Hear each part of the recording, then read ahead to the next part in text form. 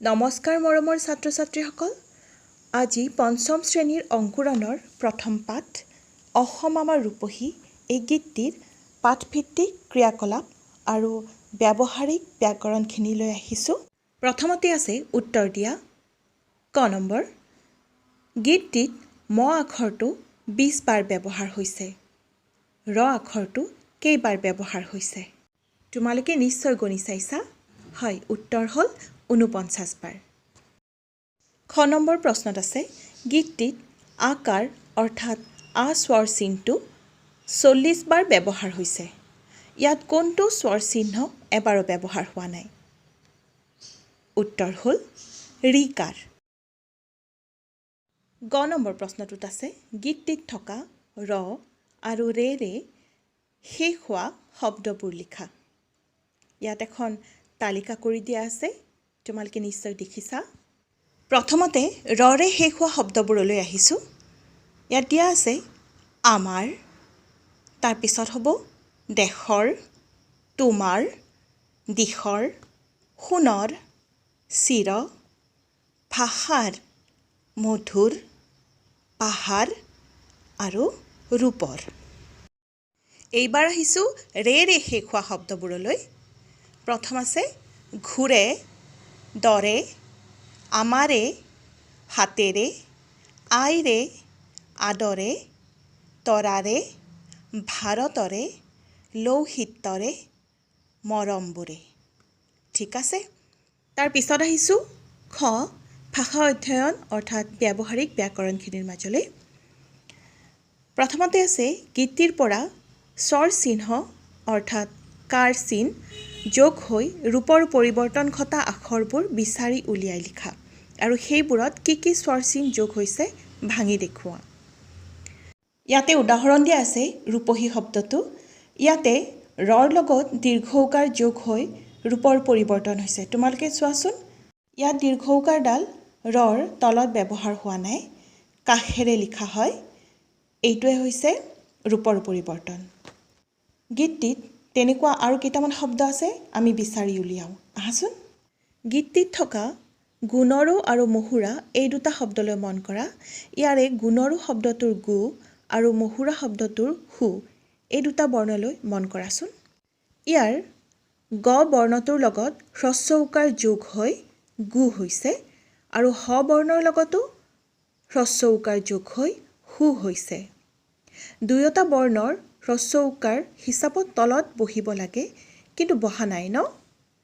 দুয়োটা আখৰৰে অৰ্থাৎ বৰ্ণৰ স্বৰ চিহ্ন যোগ হোৱাৰ ফলত ৰূপৰ পৰিৱৰ্তন ঘটিছে। আৰু এনে বহুত বৰ্ণ আছে যিবিলাকৰ লগত স্বৰ চিহ্ন যোগ হ'লে ৰূপৰ পৰিৱৰ্তন হয়। তোমালোকে সেইবোৰ জানিবলৈ চেষ্টা কৰিবা।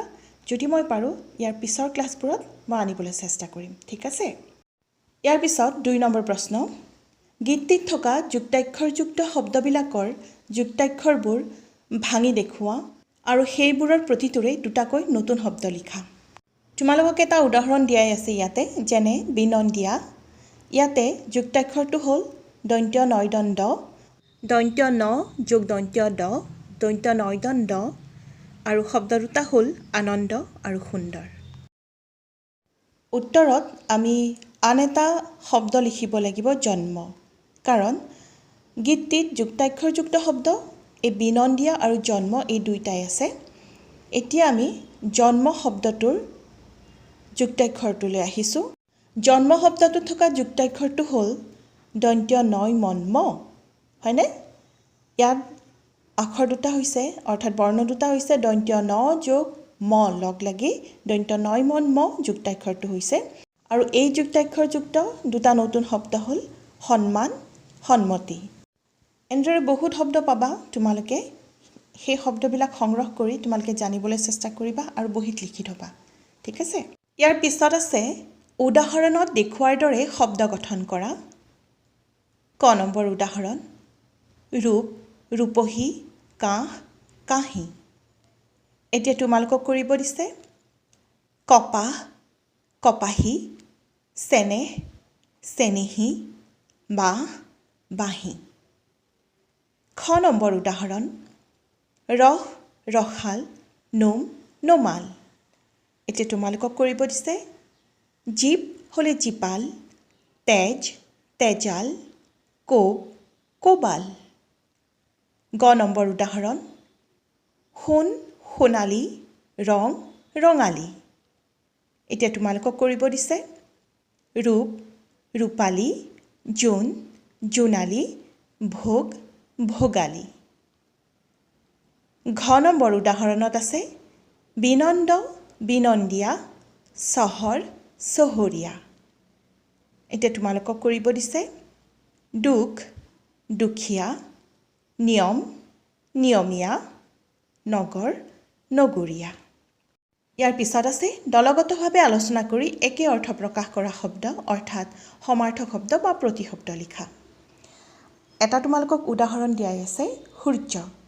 সূৰ্য মানে বেলি, ৰবি, ভাস্কৰ, তপন, ভানু, অৰুণ, দিবাকৰ, দিনমণি, দিনকৰ, সবিতা ইত্যাদি। ইয়াৰ পিছত আছে পদুম। পদুমৰ সমাৰ্থক শব্দ হ'ল শতপত্ৰ, পদ্ম, পংকজ, কমল, সৰোজিনী, নলিনী, অৰবিন্দ, উৎপল ইত্যাদি। ইয়াৰ পিছত আকাশ আছে। আকাশৰ সমাৰ্থক শব্দকেইটা হ'ল গগন, আসমান, নভোমণ্ডল, অনন্ত, ব্যোম, অম্বৰ, নভ ইত্যাদি। বায়ু। বায়ুৰ সমাৰ্থক শব্দকেইটা হ'ল পৱন, মলয়, সমীৰ, সমীৰণ, অনিল, মৰুত, বাত, বতাহ ইত্যাদি। তাৰপিছত আছে পৃথিৱী। পৃথিৱীৰ সমাৰ্থক শব্দকেইটা হ'ল ধৰা, ধৰিত্ৰী, বসুমতী, অৱনী, মহী, মৰত, মৰ্ত্য, বসুন্ধৰা, ধৰাতল। তোমালোকে ইয়াত আৰু যদি সংযোগ কৰিব পাৰা নিশ্চয় ভাল হ'ব। তাৰ পিছত আছে তলৰ শব্দবোৰৰ বিপৰীত অৰ্থ প্ৰকাশক শব্দবোৰ গীতটিত আছে, তাৰ পৰা বাছি উলিয়াই লিখা। যেনে ইয়াত তোমালোকক দিয়া আছে আৰম্ভণি। আৰম্ভণিৰ বিপৰীত শব্দ হ'ল শেষ। এতিয়া চাবা ঠেক শব্দৰ বিপৰীত অৰ্থ হ'ল বহল, বিচ্ছেদ, মিলন, অনাদৰ, আদৰ, নিৰস, ৰসাল, জীৱ, মৰো, কুৰূপা, ৰূপহী, পশ্চিম হ'লে পূব বা পূৰ্ব। তাৰ পিছত আছে তলৰ অংশ দুটা আস্তানি মিলোৱা। এতিয়া চাবা যি চিত্ৰ আঁকে চিত্ৰকৰ, যি ৰসেৰে পৰিপূৰ্ণ ৰসাল, যি সোণৰ নিচিনা বৰণৰ সি সোণালী, যি গীত লিখে তেওঁ গীতিকাৰ। ইয়াৰ পিছত আছে তলত দিয়া শব্দবোৰ খটুৱাই বাক্য ৰচনা কৰা। প্ৰথম শব্দ হ'ল অলেখ। সন্ধিয়া আকাশত অলেখ তৰা ওলায়। আদৰ। সকলো মাক দেউতাকে ল'ৰা ছোৱালীক আদৰ কৰে। পৰিৱেশ। অসম দেশৰ পৰিৱেশ মনোমোহা। সমাৱেশ। অসম দেশত বিভিন্ন জাতিৰ সমাৱেশ ঘটিছে। বিনন্দীয়া। অসমৰ সেউজীয়া প্ৰাকৃতিক পৰিৱেশ চিৰবিনন্দীয়া। মৰমৰ ছাত্ৰ ছাত্ৰীসকল, প্ৰথম পাঠৰ পাঠভিত্তিক ক্ৰিয়াকলাপ ইমানতে শেষ হ'ল। আজিলৈ এৰিছোঁ হা, বাই বাই।